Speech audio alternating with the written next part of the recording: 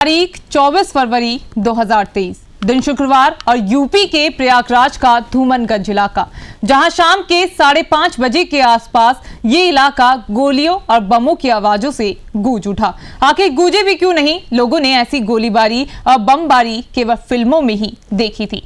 बारूद और गोलियों का चलना बंद हुआ और धुंध कम हुई तो पता चला कि हमला राजूपाल हत्याकांड के गवाह उमेश पाल पर किया गया है। आज से 18 साल पहले भी 500 मीटर दूर इसी इलाके में इसी तरह राजूपाल का भी कत्ल किया गया था और उमेश इस हत्याकांड के एकमात्र गवाह थे। अब सवाल आपका ये होगा कि आखिर राजूपाल थे कौन। नमस्कार, स्वागत है आपका JJN न्यूज में। मैं हूं आपके साथ निशा उप्रेती। बात साल 2003 की है, जब उत्तर प्रदेश में मुलायम सिंह यादव की सरकार बनी थी।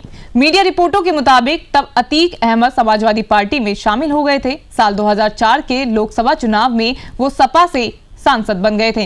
इस वजह से इलाहाबाद पश्चिमी विधानसभा सीट खाली हुई। साल 2004 में अतीक ने अपने भाई खालिद अजीम उर्फ अशरफ को वहां से मैदान में उतारा, लेकिन वो 4000 वोटों से बसपा के प्रत्याशी राजूपाल से हार गए थे और यहीं से कहानी की असली शुरुआत हुई, जिसके बाद राजूपाल पर बाद में कई हमले हुए और राजूपाल ने इसके लिए सांसद अतीक अहमद को जिम्मेदार ठहराते हुए अपनी जान को खतरा बताया था। 25 जनवरी 2005 को राजूपाल के काफिले पर एक बार फिर हमला किया गया। इस दौरान राजूपाल को कई गोलियां लगी और फायरिंग करने वाले फरार हो गए और चश्मदीदों के मुताबिक इसी घटना के बाद उमेश पाल राजूपाल को लेकर अस्पताल गए थे, लेकिन अस्पताल पहुंचने पर राजूपाल को डॉक्टरों ने मृत घोषित कर दिया था और उमेश पाल 2005 में BSP के विधायक राजूपाल की हत्या के बाद सुर्खियों में आए थे, जब उन्हें राजूपाल की हत्या के मामले में मुख्य गवाह बनाया गया था। दोनों हमलों में यानी राजूपाल की हत्या और उमेश पाल की हत्या में बहुत कुछ मिलता जुलता भी है, फिर चाहे घटना का स्थान हो, मारने का तरीका हो या फिर अपराधी अतीक अहमद। अतीक अहमद पर इससे पहले ही गवाहों का अपहरण करने का आरोप था। गवाहों को डरा धमकाकर बयान बदलवाने पर खुद उमेश पाल ने पहले अतीक के पक्ष में गवाही दी थी और बाद में आरोप लगाया था कि अतीक अहमद ने उनका अपहरण किया था और गलत गवाही देने को कहा था। साल 2005 से चल रहे यानी पिछले 18 साल से चल रहे इस मामले में 27 फरवरी को आखिरी सुनवाई होनी थी, लेकिन उससे 3 दिन पहले ही उमेश पाल पर हमला हो जाता है और उनकी हत्या कर दी जाती है। और जिस अपराधी का हम जिक्र कर रहे हैं वो कभी हमारे देश की सबसे बड़ी पंचायत यानी संसद का माननीय सदस्य बनकर बैठा, तो कभी यूपी के सबसे बड़े सदन पर विधायक बनकर बैठा।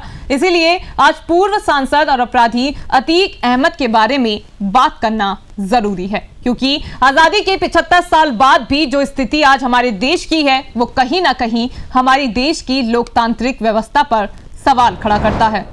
प्रयागराज में हुए उमेश पाल हत्याकांड में अतीक अहमद के अलावा उसके परिवार के लोग भी शामिल थे, जिसमें उसका भाई, बेटे और पत्नी और इन तीनों के खिलाफ भी केस दर्ज हुआ है। और ये पहली बार नहीं है जब अतीक के परिवार वालों के नाम किसी FIR में लिखवाए गए हों।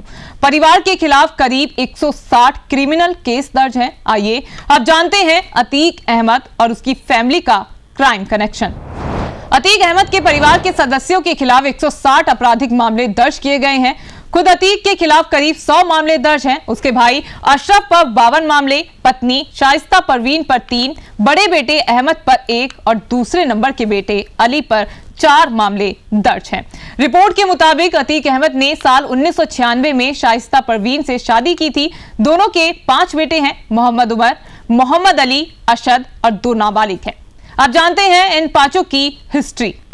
अतीक अहमद का बड़ा बेटा मोहम्मद उमर अहमद अभी जेल में बंद है। उमर पर रंगदारी का आरोप है, उस पर 2 लाख रुपए का इनाम भी था। पिछले साल ही अगस्त में उसने CBI के सामने सरेंडर कर दिया था। वो अभी लखनऊ की जेल में बंद है। दूसरे बेटे की बात करें तो दूसरा बेटा मोहम्मद अली भी जेल में है। अली पर हत्या की कोशिश का केस दर्ज है। हाल ही में उसे इलाहाबाद हाई कोर्ट से जमानत मिली थी। हालांकि उसके खिलाफ एक और क्रिमिनल केस है, जिसके चलते वो जेल से बाहर नहीं आ पाया। प्रयागराज में प्रॉपर्टी डीलर से 5 करोड़ की रंगदारी मांगने के मामले में वो नैनी जेल में बंद है। तीसरा बेटा मोहम्मद अशद अहमद उमेश पाल हत्याकांड में मोस्ट वांटेड है और फिलहाल फरार है। यूपी पुलिस ने हाल ही में उसको ढूंढने पर 2.5 लाख रुपए के इनाम की घोषणा की है। दो नाबालिग बेटे उमेश पाल हत्याकांड के सिलसिले में फिलहाल पुलिस की हिरासत में हैं, जिन्हें नाबालिग होने की वजह से प्रोटेक्शन होम भेजा गया है। इन सब के बाद उमेश पाल हत्याकांड में अतीक अहमद परिवार के लिए मुसीबत बढ़ती जा रही है। अब अतीक अहमद की पत्नी शाइस्ता परवीन भी फरार है, जिस पर भी अब 25,000 का इनाम है। तो चलिए आप जानते हैं अतीक अहमद के भाई अशरफ की क्या कहानी है। अतीक अहमद के छोटे भाई अशरफ का साल 1992 से ही आपराधिक रिकॉर्ड रहा है। इसमें प्रयागराज के मोतीगंज थाने में अपहरण का मामला और रायबरेली और चंदौली जिलों में दर्ज कुछ अन्य मामले शामिल हैं। 3 मौकों पर अशरफ के खिलाफ गैंगस्टर एक्ट के तहत दर्ज मामले वापस ले लिए गए। पुलिस ने अशरफ की 27 करोड़ 33 लाख रुपए की संपत्ति जब्त की है। वो अभी बरेली की जेल में बंद है। बता दें कि अतीक अहमद कई महीनों से गुजरात की साबरमती सेंट्रल जेल में बंद है। उस पर हत्या की कोशिश, किडनैपिंग जैसे सैकड़ों केस दर्ज है। अतीक अहमद न सिर्फ क्राइम बल्कि राजनीति की दुनिया में जाना माना नाम है और एक बार फिर उसका नाम हत्या के मामले में जुड़ा है। लेकिन इन सब के बाद विडंबना देखिए, इतने बड़े और लंबे आपराधिक इतिहास वाले अपराधी अतीक अहमद को आज तक एक भी मामले में सजा नहीं मिली है। यही पूरी कहानी कहीं ना कहीं बयां करती है कि आखिर हमारे न्याय तंत्र में कमी कहां है, क्योंकि अक्सर पहले तो इन अपराधियों के डर से एफआईआर नहीं होती और अगर एफआईआर हो भी जाए तो जांच नहीं होती और अगर जांच हो जाए तो सुनवाई नहीं होती और सुनवाई होती है तो गवाहों को सुरक्षा नहीं दी जाती है और इन सब के बाद एक दिन खबर आती है कि आखिरी सुनवाई के पहले गवाह की हत्या कर दी गई है। अब देखना यह होगा कि आगे इस पर क्या कार्रवाई की जाती है। हमारे इस खास रिपोर्ट में इतना ही। बाकी की अपडेट्स के लिए आप बने रहिए JJN न्यूज के साथ। नमस्कार।